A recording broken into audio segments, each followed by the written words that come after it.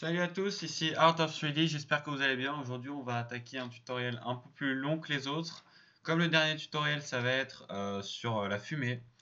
Mais là on va essayer de faire une explosion. Alors je sais que ça a été fait et refait des centaines de fois sur YouTube. Mais on n'en trouve pas en français déjà de 1. Et de 2, je vais simplement vous montrer comment le faire de façon relativement rapide. Et je vais aussi vous montrer le paramétrage, ce qui est rarement le cas dans les tutos qu'on trouve sur Blender. Et même si je l'ai déjà fait dans la vidéo, le paramétrage, là je vais vous montrer mes paramètres à moi pour avoir un rendu, disons, équilibré entre rapidité et qualité. Ok, il sera peut-être en une ou deux parties, je sais pas encore, on va voir, je vais faire ce tuto et puis on verra.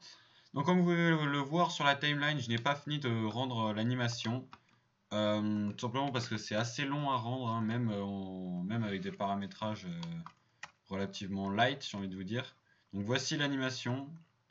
Le principe est simple, j'ai un cube à la base. Le cube explose en plusieurs petits bouts, comme vous pouvez le voir.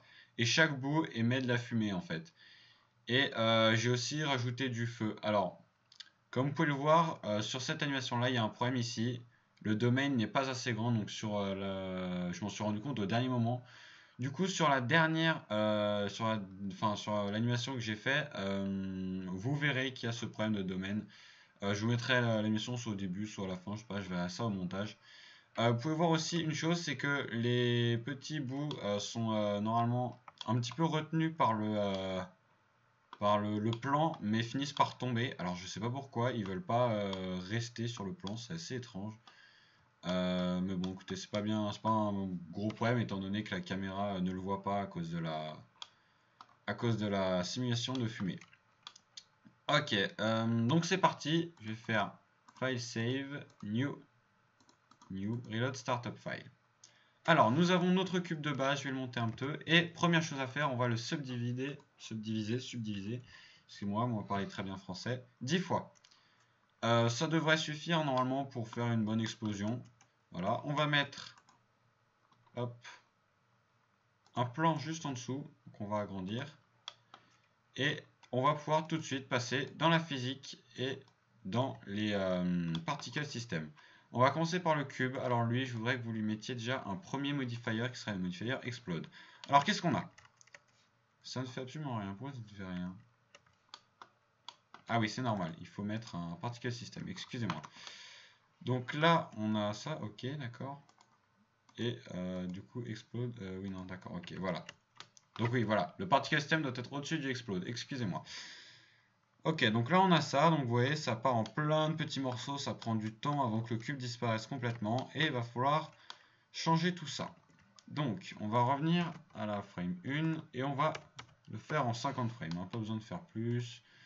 Ok, donc nous voilà, donc moi j'ai mis 25, vous voyez, ça permet de faire des plus gros morceaux, qui sont plus irréguliers. Ok, et là j'ai mis 3, ça permet de faire vraiment quelque chose de rapide, vous voyez, c'est presque instantané.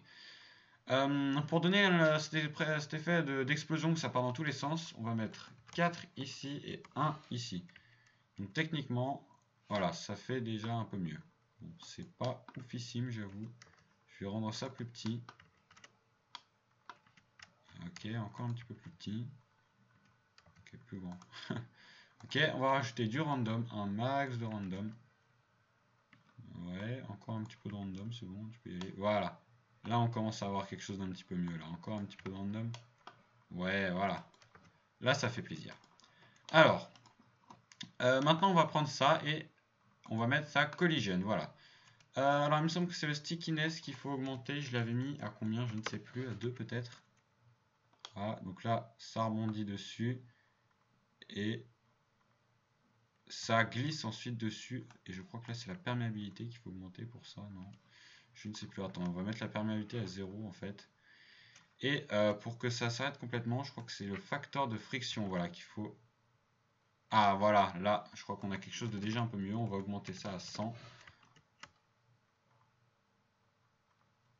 Alors là, c'est cool, parce que, pour une raison inconnue, cette fois-ci, les particules ne passent pas au travers. Donc oui, on voit un petit peu que ça passe au travers, mais c'est normal, mais ça ne tombe pas derrière, vous voyez. Donc c'est plutôt cool. On va encore augmenter ça à 150 pour voir ce que ça donne après. Hop. En fait, ça s'arrête à la centième frame. Bon, c'est pas bien grave, c'est pas grave. Au niveau du lifetime, il y a a priori pas besoin de changer. Ça dépend de la longueur de votre animation. C'est-à-dire que si vous voulez que ce soit vraiment que l'explosion dure vraiment 100 frames, il faudra mettre 100 frames pour les particules. C'est-à-dire là, c'est le temps de vie des particules. C'est-à-dire qu'au bout de 100 frames, ça disparaît totalement. Ok. Ma foi, je pense que c'est bon. Écoutez, il ne reste du coup plus qu'à mettre la simulation de smoke. Et je n'aurais pas dû faire comme ça. On va enlever ça. Search. On va faire quick smoke. Alors, je sais pas si vous avez vu ce que j'ai fait. Vous n'avez peut-être pas bien compris ce que j'ai fait là. J'y suis allé un peu vite. En gros, j'ai sélectionné notre cube là qui est en petites particules. J'ai fait barre espace. J'ai fait search. Et là, j'ai tapé quick smoke.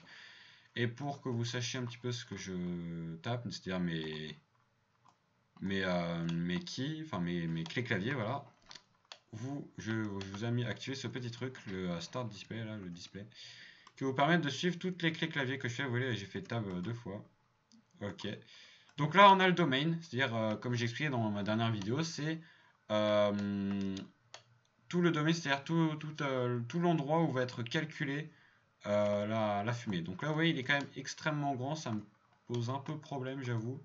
J'aurais bien voulu que l'explosion se fasse sur une plus petite distance quand même. Donc on va mettre ça à 0.5. On va vraiment à 1. Ah, vous voyez. Là ça pose problème quand même. Là ça pose un petit peu problème, on va pas se mentir. Là on va baisser ça à 2. On va remettre ça à 1. Voilà, c'est déjà beaucoup mieux. C'est pas parfait parce que vous voyez on a vraiment des colonnes de fumée. Il est comme si elles étaient toutes seules de leur côté, vous voyez. C'est pas exactement ce qu'on veut. Alors, on va commencer par mettre ça à... Attendez, non, on va laisser ça à 32. Smoke Adaptive Domain et Smoke High Resolution. Et ça à 64. On va voir ce que ça donne. Ce sera peut-être un petit peu mieux.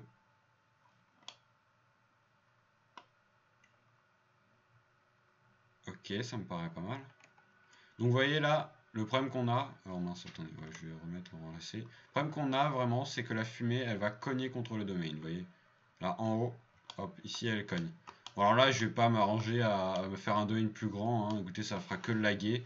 Enfin, ça fera que faire laguer, mais vous, si vous voulez faire une vraie bonne explosion, il faut le faire. Alors, pour faire une explosion, le mieux quand même, c'est de choisir de mettre du feu aussi. De pas seulement mettre, la fumée. Je trouve ça mieux avec le feu, personnellement. Ok. Il me semble que je n'avais rien changé de plus. On va pouvoir du coup commencer le système de nodes. Alors, dans la dernière vidéo, je vous ai montré qu'en fait, Blender peut vous faire un système de nodes automatiquement lorsque vous faites le Quick Smoke.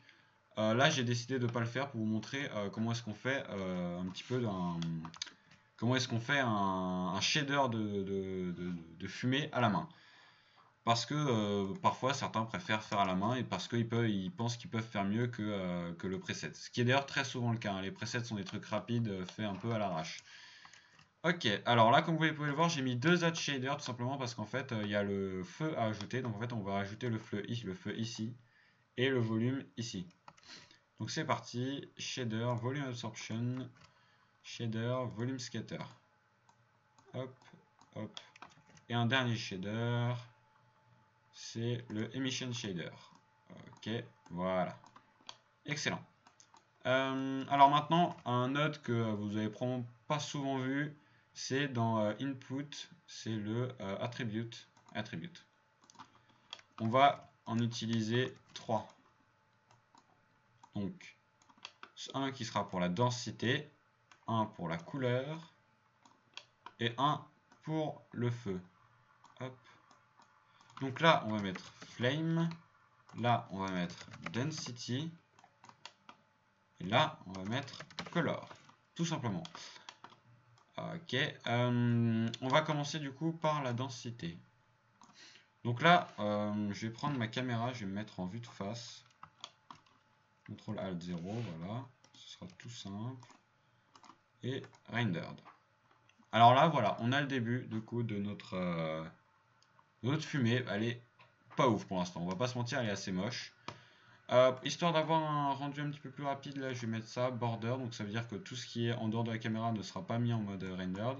On va passer en JPEG, c'est toujours moins lourd que le PNG, ça sauve un petit peu de temps de rendu, ça à 100. Étant donné que c'est une animation, vous pouvez activer ça, c'est-à-dire que les patterns de noise seront toujours différents, ça va un petit peu enlever le noise, ça se voit pas beaucoup, mais ça s'enlève un petit peu quand même. Parfois, ça peut être très utile. Là, je le monte à 9, clairement, parce que là, vraiment, c'est de la fumée, quoi, donc c'est assez gênant. Mettre le heterogeneous, je le mets à 0,5, parce que pas besoin d'être à 0,1, on aura quand même de la bonne qualité. Là, hop, j'enlève ces deux-là, ça permet de mettre un petit peu plus, de supprimer encore du noise. Ça aussi, le volume à 4, un multiple de 4, pardon, un multiple de 4 toujours.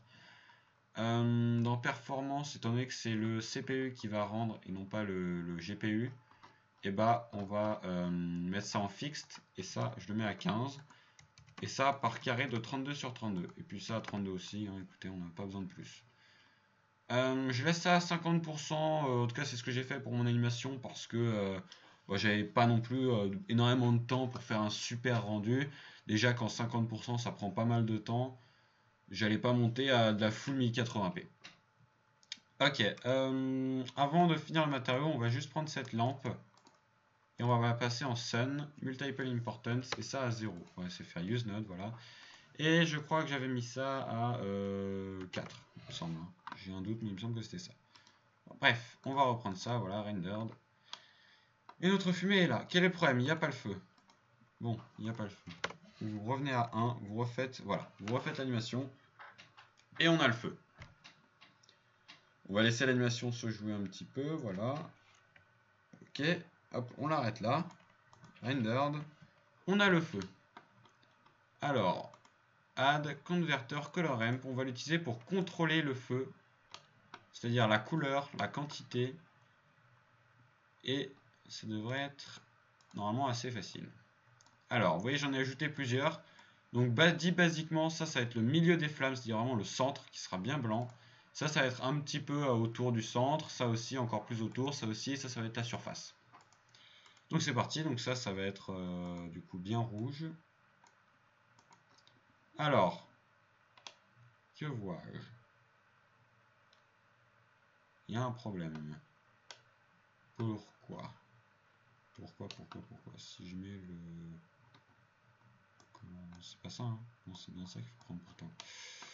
Je vais faire une bêtise, je suis une connerie, ouais, non. Alors attendez, là je suis un petit peu déconcerté, que se passe-t-il? C'est assez étrange, je m'attendais pas à ça là. Alors, attendez, au pire, on fera le feu après. Vous savez quoi, on va faire le feu après. Pourquoi il fait ça? Non, je sais pas. On va faire le feu après, c'est pas grave, écoutez. Au pire, j'irai voir et puis je couperai l'enregistrement. On va faire le feu après, bon. C'est pas un colorem que je voulais, c'était celui juste au-dessus, s'il te plaît. Dans dans Converter, vous allez prendre un Mass Node, ça va permettre du coup de contrôler la densité. On va le passer en Multiply. Hop. Vous allez le multiplier et en mettre un autre là. Pareil, Multiply. Là, pour augmenter un petit peu la densité, vous voyez, on peut mettre tout ça à 5. Hein, bon. Ça augmente pas mal la densité, on va pas se mentir, c'est plutôt assez violent. Ok. Ici, si vous voulez changer la couleur, vous pouvez prendre un color ramp. Hein. Aucun problème là-dessus. Bon, écoutez, il n'arrive pas à se mettre. Vous pouvez du coup augmenter la tendance du noir. Hein. Vous pouvez rendre ça plus sombre ou tout simplement plus blanc aussi. Voilà. Bon, là, étant donné que c'est une explosion, on va essayer de garder du noir. Hein. Quelque chose d'assez dark, assez black. Ok, ça me paraît bien. Alors maintenant, quel était ce problème du coup de feu? Que s'est-il passé?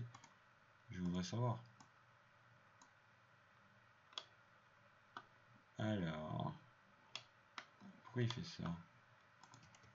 prendre l'attribute, on va mettre le flame, voilà, add, converter color ramp, fact, on met ça, voilà. Ah, bah voilà, j'ai enfin quelque chose de bien là. Mais alors dites-moi maintenant, est-ce que si je mets ça en rouge, c'est grave? Ah ouais. Alors si je fais plus, j'en ai un là, je change la couleur pour orange. Okay, ça n'a pas l'air trop grave. Ok.